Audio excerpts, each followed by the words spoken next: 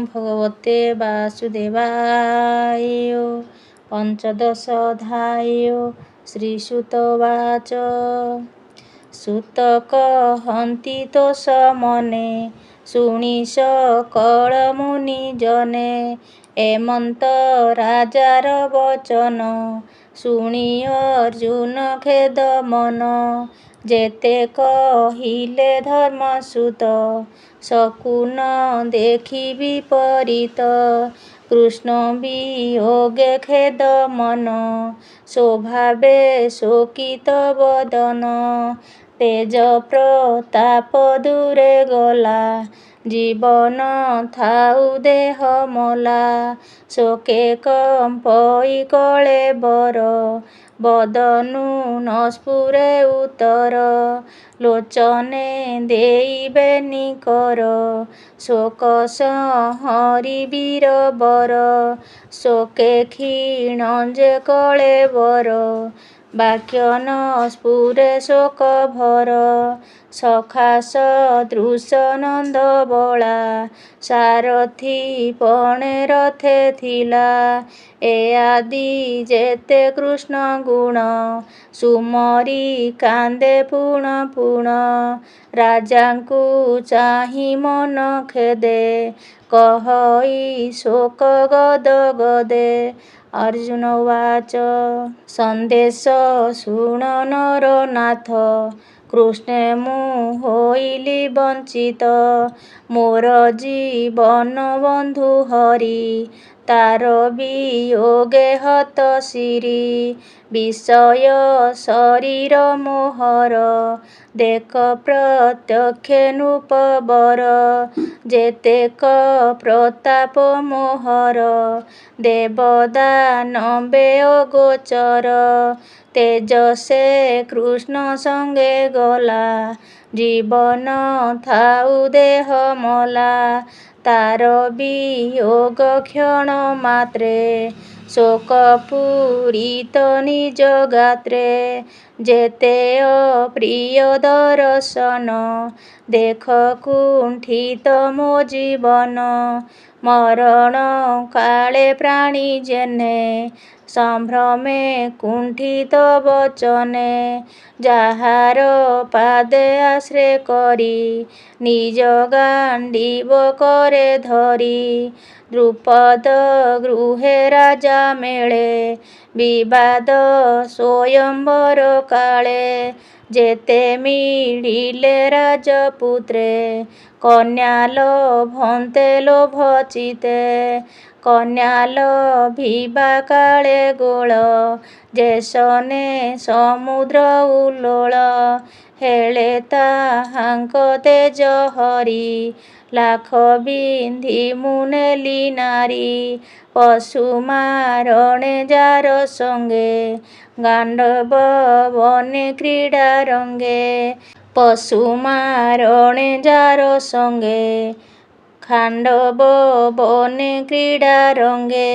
Seven अग्नि मुखे देई लभिली माया शोभा मोहि। अमर गण तुले पुनि किंचिते इन्द्र तेज जिणि। एमन्ते मित्र हरि भणि जहिं अशेष नृपमणि। तोहर यज्ञ काळे मिळी तो पादे कले निउछाଳି। ଯାହାର ତୁଲେ ବେନି ଭାଇ ଛଦ୍ରମେ ବିପ୍ର ରୂପ ହୋଇ। ଜରାକୁ ବାହୁବଳେ ଜିଣି ରାଜାଙ୍କୁ ବନ୍ଦୀ ଘରୁ ଆଣି। ତୋହର ଯଜ୍ଞ ସ୍ନାନ କାଳେ ଦ୍ରୌପଦୀ ଦେଖି ତୋର କୋଳେ। ସ୍ୱଭାବେ ନାରୀ ଶିରୋମଣି କବରୀ ବେଶେ ଜନ ଜିଣି। କପଟ ପାଶା କରି ବାଦେ କୌରବେ ତୋତେ ସଭା ମଧ୍ୟେ। ଜିଣି ପାଞ୍ଚାଳି କେଶ ଧରି ବିବସ୍ତ୍ର ସଭା ମଧ୍ୟେ କରି। ଭୟେ ପାଞ୍ଚାଳି ସୁମରିଲା ସେବେଳେ ଶ୍ରୀକୃଷ୍ଣ ରଖିଲା। ପୁଣି ଅଜ୍ଞାତ ବନବାସେ। ଦୁର୍ବାସା ଋଷିଙ୍କୁ ବିଶ୍ୱାସେ। ଭୋଜନ ଅନ୍ତେ ରକ୍ଷା ଅର୍ଥେ। ଅୟୁତେ ବିପ୍ର ଘେନି ସାଥେ। ଭୁଞ୍ଜିବା ପାଇଁ ସ୍ନାନ କରି। ତା ଜାଣି ପ୍ରଭୁ ନରହରି। ଅତିଥି ରୂପେ ବିଜେ କଲା। ଶେଷେ ସେ ଶାକହର୍ଣ୍ଣ ଥିଲା। କର ପ୍ରସାରି ତାହା ଖାଇ। ମୁନିଙ୍କ ମନ ମଧ୍ୟେ ଥାଇ। ସନ୍ତୋଷ କଲା ମନ ମଧ୍ୟେ। ତକ୍ଷଣେ ବ୍ରାହ୍ମଣ ଆନନ୍ଦେ। ସନ୍ତୋଷେ ନିଜପୁରେ ଗଲେ। ସେ ଦୁଃଖୁ ସେ ରଖିଲେ ଭଲେ। ଭୀଷ୍ମାଦି ଥିଲା ଯେତେ ବୀର। ଶୁଣ ରାଜନ ମନ ସ୍ଥିର। ଯାହାର ତେଜେ ଧନୁ ଧରି। ବଳେ ଜିଣିଲେ ଶୂଳଧାରି। ସନ୍ତୋଷେ ମୋତେ ଉମାକାନ୍ତ। ବୋଇଲେ ବର ମାଗ ପାର୍ଥ। ପାର୍ବତୀ ବିଶ୍ୱାସେ ମୋହିତ। ବର ପାଇଲି ପାଶୁପତ। ହର ବିଶ୍ୱାସେ ମୋତେ ପୁଣି। ପାର୍ବତୀ ଦେଲେ ଅକ୍ଷତୁଣି। ସେବେନି ଶସ୍ତ୍ର ପାଇ ମନେ। ମିଳିଲି ଇନ୍ଦ୍ରର ଭୁବନେ। ନର ଶରୀରେ ସୁର ବେଶେ। ମିଳିଲେ ଯେ ହରି ବିଶ୍ୱାସେ। ବିଷ୍ଣୁର ତେଜ ଦେଖି ମୋତେ। ସର୍ବଦେବତା ପୁରୋହିତେ। ବିଚାରି ସର୍ବେ ଅନୁମାନେ। ବସାଇ ଇନ୍ଦ୍ରର ଆସନେ। ମୋତେ ପୂଜିଲେ ପୁରସ୍କାରେ। ମୁଁ ପୁଣି ରହି ସ୍ୱର୍ଗପୁରେ। ସର୍ବଦେବତାଙ୍କ ବିଶ୍ୱାସ। ଅସୁର ବଳ କଲି ନାଶ। ଇନ୍ଦ୍ର ସହିତେ ଶୁଦ୍ଧ ଭାବେ। ମୋତେ ଯେ ପୂଜିଲେ ଗୌରବେ। ଯାହାର ଏତେ ପୁରସ୍କାର। ସେ ହରି ମୋତେ କଲେ ଦୂର। ଯେତେ ଗୋବିନ୍ଦ ବନ୍ଧୁ ଗଣେ। କୁରୁସାଗରେ ଘୋର ରଣେ। ତରିଲେ ଦୁସ୍ତର ସାଗର। ଦେବଦାନବେ ଅଗୋଚର। ସମରେ ରିପୁ ବଳ ଜିଣି। ଅନେକ ଧନ ରତ୍ନ ଆଣି। ରତ୍ନ ମୁକୁଟ ମଣି ପରେ। ଥିଲା ଯେ ରାଜାଙ୍କର ଶିରେ। ତାହା ହରିଲେ ବାହୁବଳେ। ନିର୍ଭୟେ ଅବନୀ ମଣ୍ଡଳେ। ସେ ଯେ ହରି ମୋର ରଥେ ବସି। ଅଗାଧ କୁରୁ ବଳ ନାଶି। ଭୀଷ୍ମ ସବିତା ସୁତ କୃପ। ଶଲ୍ୟ ସହିତେ ଯେତେ ନୃପ। ତାହାଙ୍କ ମଧ୍ୟେ ରଥ କରି। ଅରିର ସୈନ୍ୟ କରେ ମାରି। ରିପୁ ଆୟୁଷ ସଙ୍ଗେ ମନ। ହରିଲେ ଶ୍ରୀନନ୍ଦ ନନ୍ଦନ। ବିରାଟ ଗୋଧନ ହରଣେ।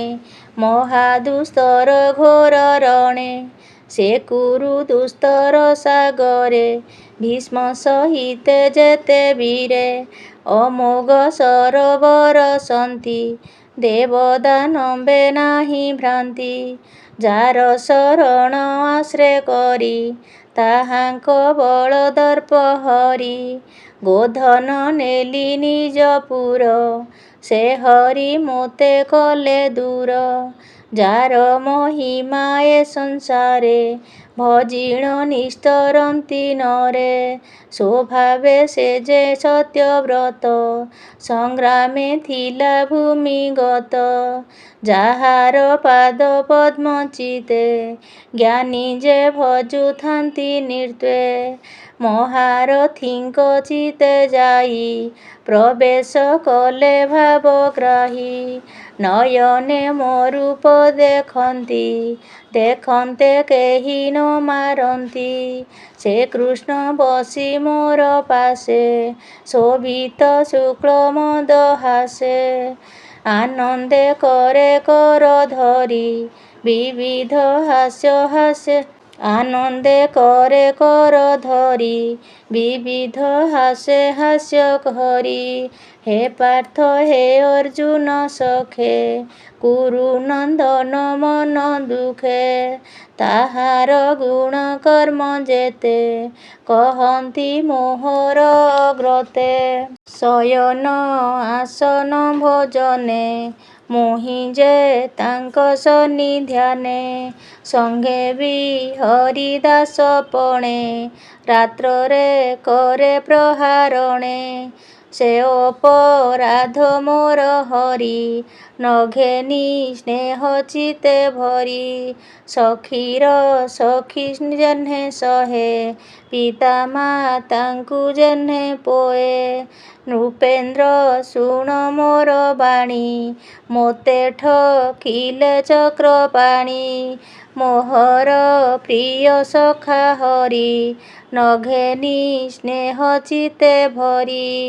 ଦେଖ ମୋହର ବୀରପଣ ମାର୍ଗେ ଗୋବିନ୍ଦ ପତ୍ନୀ ଗଣ ଆବୋରି ନ ପାରିଲି ବଳେ ତକ୍ଷଣେ ଉଠିଲେ ଗୋପାଳେ।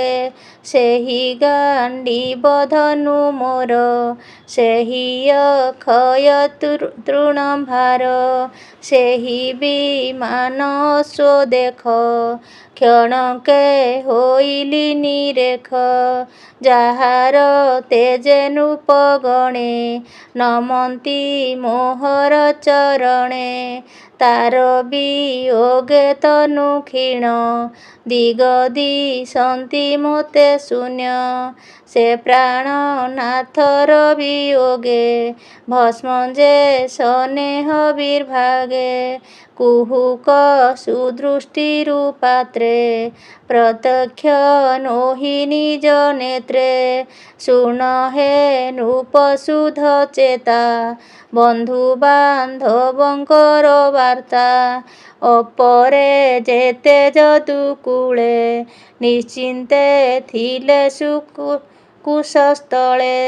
ବ୍ରାହ୍ମଣ ଶାପେ ଅବଧାନେ ମିଳିଲେ ଏରକାର ବନେ ବାରୁଣୀ ମଦ୍ୟ କଲେ ପାନ ଭୋଳେ ହୋଇଲେ ହତ ଜ୍ଞାନ। ଏରକା ମୁଷ୍ଟି କରେ ଧରି ଏକୁଆର ଏକ ମରାମରି ଆତ୍ମାଙ୍କୁ ନ ଜାଣନ୍ତି ଭୋଳେ ମିଳିଲେ ବ୍ରହ୍ମ ଶାପ ଫଳେ। ଏଣେ ଯାଦବ ବଳ ନାଶ ରହିଲେ ସାତ ପାଞ୍ଚ ଦେଶ ଈଶ୍ୱର କ୍ରୀଡ଼ା ଏ ଜଗତେ ପ୍ରାଣୀ ଯେ ଈଶ୍ୱର ଆୟତେ।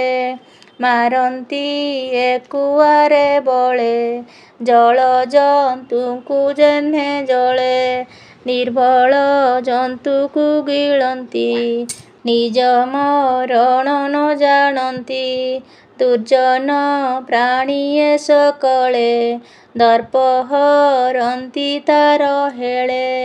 ଏହି ପ୍ରକାରେ ଯଦୁ ବଳେ କଳି ଭିଆଇଥିଲେ ହେଳେ। ଯଦୁଙ୍କୁ ଯଦୁ ବଳେ ମାରି ଭୂମିରୁ ଭାରା ଅପସରି ଗୋବିନ୍ଦ କଲେ କର୍ମ ଯେତେ ଲୀଳା ବିହରି ଏ ଜଗତେ। ସେ ଦେଶ କାଳ ଅର୍ଥ ଯୁକ୍ତେ ଅପହରନ୍ତି ଜନହିତେ ସେ କାଳ ପଶି ମୋର ଚିତେ ପ୍ରାଣଦ ହୋଇ ଅବିରତେ। ଶ୍ରୀସୁତ ଉବାଚ ଏମନ୍ତେ ପାଣ୍ଡବ ଅର୍ଜୁନ କୃଷ୍ଣ ଚରଣେ ଦେଇ ମନ ସୁହୃଦ ଭାବେ ଗାଢ଼େ ଚିନ୍ତି ଲଭିଲା ସୁନିର୍ମଳ ଭକ୍ତି। କୃଷ୍ଣ ଚରଣେ ଅନୁଧ୍ୟାନେ ଚିତ୍ତ ନିର୍ମଳ ଶାନ୍ତି ଜ୍ଞାନେ ଥିଲା ଯେ ଅଶେଷ କଳୁଷ ଭକ୍ତି ଭାବରେ ଗଲା ନାଶ। ନିର୍ମଳ ବୁଦ୍ଧି ପ୍ରକାଶିଲା, ଗୋବିନ୍ଦ ବାକ୍ୟ ସୁମରିଲା। ସଂଗ୍ରାମ ମଧ୍ୟରେ ରଥେ ଥାଇ, ସେ ଗୀତା କୃଷ୍ଣ ଗୁଣ ଗାଇ। ତାହା ସୁମରି ସୁଧ ମନେ, ଶୋକ ଛାଡ଼ିଲା କୃଷ୍ଣ ଧ୍ୟାନେ। ପ୍ରାକୃତ ଗୁଣେ ଗୁଣଲିଙ୍ଗ, ଅସଙ୍ଗ ସଙ୍ଗ ହେତୁ ଭଙ୍ଗ। ଆତ୍ମାର ମଣ ସେ ହରି, ସେ କୃଷ୍ଣ ଗଲେ ନିଜ ପୁରୀ।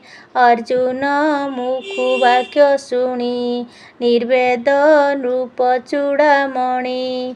କୁନ୍ତୀ ଯେ ନିଜ ପୁରେ ଥିଲେ, ଗୋବିନ୍ଦ ବିୟୋଗ ଶୁଣିଲେ। ତକ୍ଷଣେ ପାଇ ଦିବ୍ୟ ଜ୍ଞାନ, ଗୋବିନ୍ଦ ପାଦେ ଦେଲେ ଗୋବିନ୍ଦ ପାଦେ ହେଲେ ଲୀନ। ଆତ୍ମା ନିବୃତ୍ତ ଜ୍ଞାନ ଯୋଗେ, ନିଶ୍ଚଳ କରି ସ୍ୱର୍ଗ ମାର୍ଗେ। ଜାଗେ ଗୋବିନ୍ଦ ମୋହିତେଜି, ସ୍ୱଭାବେ ନୃତ୍ୟ ଧର୍ମେ ମଜି। ତାର ମହିମା ନର ଲୋକେ, ସାଧିବେ ଏକ କୁଆରକେ। କହି ଚଳନ୍ତି ଭଗବାନ, କଳିଆଗମ ସେହି ଦିନ। ମିଳିଲା ନର ଲୋକେ ଆସି, ତକ୍ଷଣେ ଗ୍ରାମେ ଗ୍ରାମେ ପଶି। ସକଳ ପୁରେ ପ୍ରାଣୀ ଚିତେ, ଲୋଭ ବଢ଼ଇ ଦମ୍ଭ ମତେ। ପ୍ରାଣୀ ନାଶନେ ଧର୍ମ ନାଶେ, ପ୍ରାଣୀଏ କଳିର ବିଶ୍ୱାସେ। ନିଷ୍ଠୁର ଚିତ୍ତ ସର୍ବଜନ, ତା ଦେଖି ଧର୍ମର ନନ୍ଦନ। ସ୍ୱର୍ଗ ଗମନ ମନେ ପୁଣି, ତକ୍ଷଣେ ପରୀକ୍ଷିତେ ଆଣି। ଉତ୍ତମ ରାଜ ଚିହ୍ନ ଦେଖି, ସକଳ ଗୁଣେ ଉପଲକ୍ଷୀ। ଆତ୍ମାରେ ତୁଲ୍ୟ କରି ମଣି, ଆତ୍ମାରେ ତୁଲ୍ୟ କରି ମଣି। ଅନେକ ତୀର୍ଥ ଜଳ ଆଣି, ହସ୍ତିନାପୁର ଅଭିଷେକେ। ସ୍ଥାପିଲେ ନୃପ ନର ଲୋକେ। ଯାଦବ ବଂଶେ ଶେଷେ ଥିଲା, ଦୁର୍ଜୟ ଅନିରୁଦ୍ଧ ବଳା। ମଥୁରାପୁର ଧର୍ମ ବାଟେ, ସ୍ଥାପିଲେ ଶୂରସେନ ପାଟେ। ସକଳ ଭୋଗ ଦୂର କରି, ଶରୀର ବଧ ଅପହରି। ଆତ୍ମାରେ ଆତ୍ମା ଅଗ୍ନି ଜାଳି, ସର୍ବ ବିଷୟେ ଘୃତ ଢାଳି। ଜ୍ଞାନ ଗୋଚରେ ଅଗ୍ନିପାନ, ତକ୍ଷଣେ ଧର୍ମର ନନ୍ଦନ। ସର୍ବ ସମ୍ପଦ ଦୂର କରି, ନିର୍ମଳ ଚିତ୍ତ ଧ୍ୟାନେ ଧରି। ଅଶେଷ କର୍ମ ପାଶ ଛେଦି, ତୋଷେ ଶରୀର ରନ୍ଧ୍ର ରୁନ୍ଧି। ମନ ବଚନ ଲୀନ କରି, ବାୟୁ ଧାରଣେ ପୁଣି ଧରି। ଅଜ୍ଞାନ ଉତ୍ସର୍ଗ ସହିତେ, କୁଣ୍ଠିତ ମାର୍ଗେ ଅନ୍ତର୍ଗତେ। ପୁଣି ଅଦେହ ପଞ୍ଚ ପ୍ରାଣ, ଜୀବର ଯେତେ ପରିତ୍ରାଣ। ସକଳ ଗୁଣେ ଗୁଣ ଧରି, ଆତ୍ମାରେ ଆତ୍ମା ହୋମ କରି। ବ୍ରହ୍ମ ନିର୍ମାଣେ ଥୋଇ ଚିତେ, ଉତ୍ତର ପଥେ ଉତଗତ। ବ୍ରହ୍ମ ନିର୍ବାଣେ ଥୋଇ ଚିତ୍ତ, ଉତ୍ତର ପଥେ ଉପଗତ। ସୁସ୍ଥିର ମନ ନିରାହାରି, ମଉନ ମୁକ୍ତ କେଶ ଧରି। ଜଡ଼ ଉନ୍ମତ୍ତ ମତ ପ୍ରାୟେ, କେହି ଦେଖଇ ନିଜ କାୟେ। ଜନ ବଦନକୁ ନ ଚାହିଁ, ଅନ୍ଧ ବଧିର ପ୍ରାୟ ହୋଇ। ହୃଦେ ନିବେଶିବେନି ପାଣି, ଉତ୍ତର ଦିଗେ ନୃପମଣି। ପୂର୍ବେ ଅଶେଷ ମୁନି ଯାନ୍ତେ, ମୋକ୍ଷ ହୋଇଲେ ଯେଉଁ ପଥେ।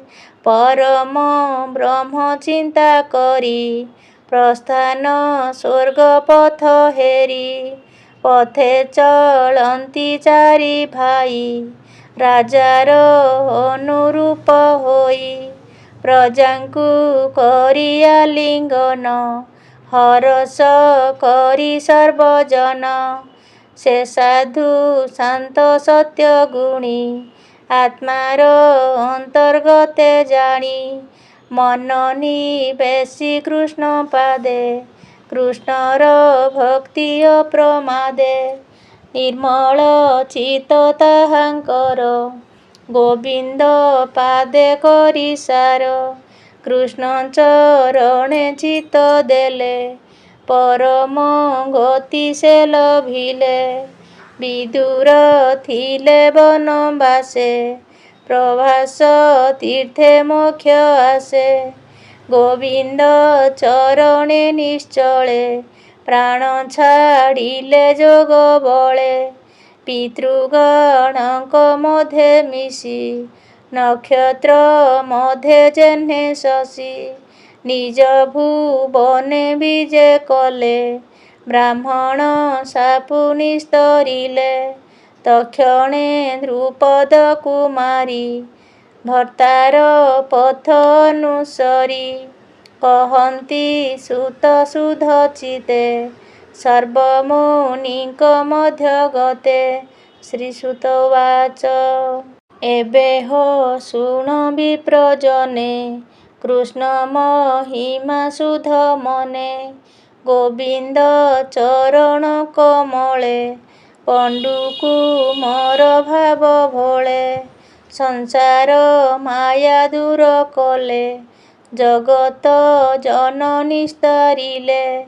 ପରମ ମଙ୍ଗଳ ଏ ବାଣୀ, ଯେ ପ୍ରାଣୀ ଶୁଦ୍ଧ ଚିତ୍ତେ ଶୁଣି। ସେ ଭକ୍ତି ଲଭେ ଅପ୍ରମାଦେ, ଅନ୍ତେ ପସଇ କୃଷ୍ଣ ପାଦେ। କୃଷ୍ଣ ମହିମା ସୁଧା ରସ, କହଇ ଜଗନ୍ନାଥ ଦାସ।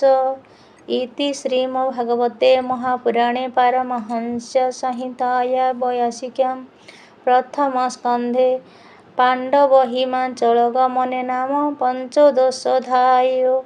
ଓಂ ନମୋ ଭଗବତେ ବାସୁଦେବାୟ।